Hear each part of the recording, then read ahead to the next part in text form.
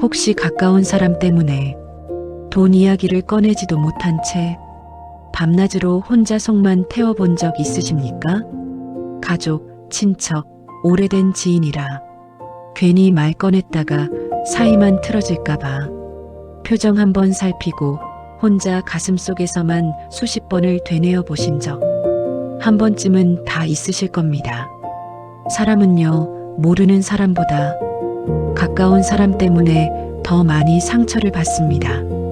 특히 돈, 기대, 배려 이런 게 섞여 있을 땐 마음이 훨씬 더 크게 요동을 치지요. 제가 좋아하는 쇼펜하우어는 우리 현실의 돈과 감정, 인간성에 대한 단호하면서도 절제를 통해 사람 때문에 덜 상처받는 거리 두어야 한다고 했어요. 말이 쉽지 사람과의 사이에서 적당한 기차 내일처럼 가기가 쉽지 않더라고요. 쇼펜하우어는 인간관계에 대해서 굉장히 냉정한 얘기들을 많이 했던 사람이거든요. 사람은 기본적으로 자기 욕망이 강하고 그래서 서로가 서로에게 상처를 주기 쉽다. 이런 이야기를 했어요. 그래서 어떤 분들은 이 사람을 인간을 비관적으로 본 사람이라고도 말합니다. 근데 저는요, 이 사람의 생각을 조금 다르게 읽었어요. 사람을 포기해라가 아니라 사람에게 너무 과한 걸 기대해서 자꾸 내 마음이 부서지지 않게 조절하라. 이런 메시지로 들리더라고요. 쇼펜하우어가 한 유명한 얘기 중에 고슴도치 이야기가 있어요. 추운 겨울에 고슴도치들이 서로 몸을 붙여서 따뜻해지고 싶어서 가까이 다가갑니다. 근데 너무 바짝 붙으니까 서로 가시에 찔려서 아픈 거예요. 그래서 또 확 떨어져서 서 있으려니까 이번에는 너무 추워서 견디기가 힘들어요. 그래서 결국 어떻게 하느냐, 서로 너무 찌르지 않고 또 너무 춥지도 않을 만큼의 적당한 거리를 계속 찾아가게 된다는 겁니다. 저는 이걸 보면서 아, 이게 사람 사이 거리구나 생각했어요. 너무 멀어지면 정이 없어지고 너무 기대고 들이대면 서로 상처를 크게 주고받게 되는 거죠. 이 거리가 돈과 감정에서도 똑같이 들어옵니다. 돈을 너무 섞어버린 관계, 감정을 너무 쏟아부은 관계, 당연히 이 정도는 해줘야지 하고 기대한 관계, 여기서 크게 상처받는 경우를 저도 살아오면서 많은 경험을 했었고 주변에서도 많이 보았고 또 상담에서 수도 없이 들었습니다. 우리가 제일 많이 서운해지는 순간이 언제인지 떠올려 보면요. 사실 상대가 완전히 잘못해서라기보다는 내 기대랑 완전히 다른 행동을 했을 때예요. 이 정도는 챙겨줄 줄 알았는데 아무 말이 없을 때, 내 사정은 조금이라도 이해해줄 줄 알았는데 돈 얘기만 딱 꺼낼 때, 내가 손해를 조금 봐도 관계를 지켜줬는데 그 사람은 아주 계산적으로 나올 때, 이럴 때 우리는 저 사람 인간성이 너무 별로다. 이렇게 느끼게 돼요. 근데 쇼펜하우어는 인간을 아주 차갑게 보면서 이런 메시지를 줍니다. 사람이 원래 완벽하게 이타적인 존재라고 생각하지 말라. 사람은 기본적으로 자기 입장에서 세상을 보게 되어 있다. 이걸 인정하는 것부터 상처 관리가 시작된다는 거예요. 저는 이걸 기대치의 재설정이라고 봅니다. 사람은 원래 나를 완벽히 이해해줄 수 있는 존재가 아니다.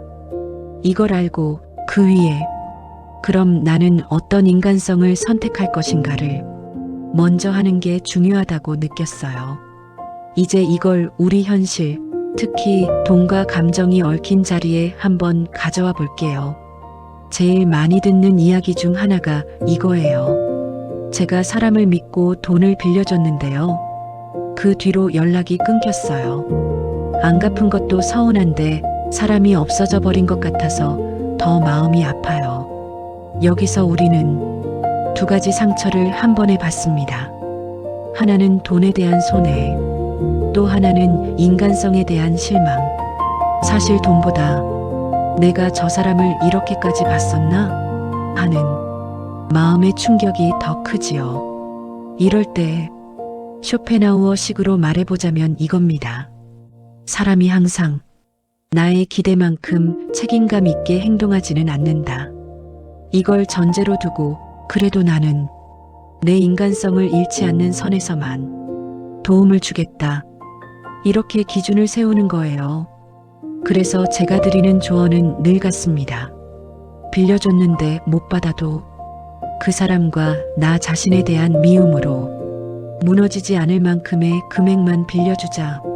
이 선을 넘어서면 돈도 잃고 관계도 잃고 내 마음의 평화도 잃어버리거든요. 또 이런 이야기도 많아요. 제가 늘 먼저 연락하고 먼저 챙겨요. 근데 제가 힘들다고 말할 때는 그 사람은 항상 바쁘대요. 그럴 때 내가 뭘 그렇게 잘못한 건가 싶어요. 우리는 나름의 배려라는 투자를 합니다. 먼저 챙기고, 먼저 도와주고, 먼저 웃어주고. 근데 그게 같은 양으로 돌아오지 않을 때 엄청나게 서운해지지요. 쇼펜하우어는 인간을 좀 냉정하게 보면서 이런 이야기를 합니다. 사람은 대체로 자기의 고통에는 민감하고 남의 고통에는 둔감하다. 이 말만 들으면 되게 차갑게 느껴지지에? 근데 저는 이 말을 이렇게 바꿔 듣습니다. 그러니까 내가 주는 배려를 정당한 대가로 기대하지 말자. 내가 손님에게 친절하게 대하는 것, 가족을 챙겨주는 것, 친구를 도와주는 것, 이게 다 나의 선택입니다. 상대가 똑같이 돌려주지 않더라도 내 인간성은 그대로 남아있는가? 이게 더 중요한 포인트라고 보는 거죠.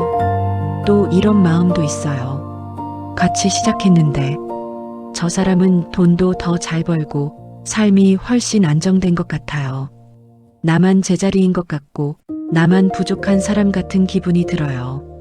쇼펜하우어는 비교에서 오는 고통에 대해서도 이야기를 많이 했어요. 남과 나를 계속 비교하면 만족은 줄어들고 불행감은 커진다고요. 여기서 우리가 쓸 수 있는 태도는 이겁니다. 남의 삶을 보는 시간을 줄이고 내 삶의 방향을 점검하는 시간을 늘리자. 남이 얼마나 벌고 어디에 투자하고 어디에 쓰는지에 너무 집중하다 보면 정작 내 돈과 감정, 내 인간성은 점점 방치되거든요. 딱 3가지만 정리해 보겠습니다. 첫째로는요. 오늘 하루 동안 나를 제일 힘들게 했던 사람이나 장면이 있다면 잠깐 적어보셨으면 좋겠어요. 그리고 그 옆에 이렇게 한 줄을 써보는 겁니다. 내가 이 사람에게 너무 이상적인 인간성을 기대한 건 아닐까? 예를 들면 이런 거죠. 내 부탁을 당연히 들어줄 줄 알았다. 내 마음을 말하지 않아도 알아줄 줄 알았다. 돈 문제에서만큼은 절대 상처를 안 줄 줄 알았다. 이 알았다 뒤에 전부 내가 만든 이상이 들어 있습니다. 이걸 알아차려야 상대를 미워하는 마음에서 조금씩 빠져나오고 그럼 나는 어느 선까지는 도와줄 건지 어느 선까지는 내 마음을 지킬 건지를 실제로 정할 수 있어요. 둘째는 사람마다 거리를 다르게 두는 연습입니다. 이건 인간성의 문제가 아니라 내 감정과 돈을 지키기 위한 기술이에요. 예를 들면 A레벨, 마음도 돈도 고민도 나누는 사람. B레벨, 마음은 나누지만 돈 거래는 하지 않는 사람. C레벨, 인사는 나누지만 내 사적인 이야기나 돈 이야기는 나누지 않는 사람. 우리가 힘들어지는 지점은 C레벨 사람에게 A레벨 기대를 할 때입니다. 저 사람이 나한테 이 정도는 해줘야지 하는 마음이 사실은 관계의 레벨과 안 맞을 때 극도로 서운해지고 실망하게 돼요. 그래서 저는 사람을 막 잘라내자는 이야기가 아니라 이 사람과는 어디까지 나눌 것인가를 나 혼자라도 조용히 정해두는 게 상처 관리에 큰 도움이 된다고 봅니다. 마지막 3번째는 쇼펜하우어처럼 인간의 한계는 인정하되 그 위에 내 선택을 한 줄 얻는 거예요. 예를 들어서 저라면 이렇게 적어볼 수 있겠지요. 사람은 원래 자기 입장에서 생각한다. 그래도 나는 돈 앞에서 사람을 비하하는 말은 하지 않겠다. 사람은 완벽하게 나를 이해해주지 못한다. 그래도 나는 내 배려를 후회하지 않는 마음을 선택하겠다. 사람은 변하기 어렵다. 하지만 나는 내 말투와 태도만큼은 조금씩이라도 바꾸어 보겠다. 이렇게 한 줄씩 적어 놓으면 누군가의 말이나 태도 때문에 마음이 확 상하는 순간에도 아, 저 사람은 저 사람의 한계 안에서 행동한 거고 나는 내 인간성의 기준 안에서 움직이면 된다. 이런 식으로 내 쪽 기준을 다시 잡을 수가 있습니다. 쇼펜하우어는 인간을 좀 차갑게 본 사람이라고 알려져 있지만 저는 이 사람의 이야기를 통해서 오히려 사람을 덜 미워하는 법을 배웠습니다. 사람은 완벽하지 않다. 이걸 인정하고 나면 왜 저 사람은 저렇게밖에 못할까? 라는 분노에서 나는 어떤 인간성으로 살고 싶을까? 라는 질문으로 조금씩 시선이 바뀌거든요. 오늘 이야기의 포인트는 사람을 멀리해라가 아닙니다. 사람에게 걸어놓은 내 기대치를 조금 내려놓고 대신 내 인간성의 기준을 조금 올려보자. 이런 방향에 더 가깝습니다. 돈과 감정, 인간관계는 앞으로도 우리를 계속 흔들어 놓을 거예요. 다만 그 흔들림 속에서 내가 어느 정도까지는 도와줄 건지, 어디까지는 내 마음과 돈을 지킬 건지, 어떤 말과 태도만큼은 지키고 싶은지, 이 세 가지만 조금씩 정리해 나가면 상처는 훨씬 덜 깊어집니다. 오늘 제가 드린 이야기는 거창한 철학 강의가 아니라 그저 제가 살아오면서 또 사람들의 돈과 감정을 함께 들여다보면서 마음에 남았던 생각 몇 조각이었습니다. 이 중에서 딱 한 줄이라도 아, 이건 한번 나한테도 적용시켜 볼까? 하는 문장이 생기셨다면 그걸로 충분합니다.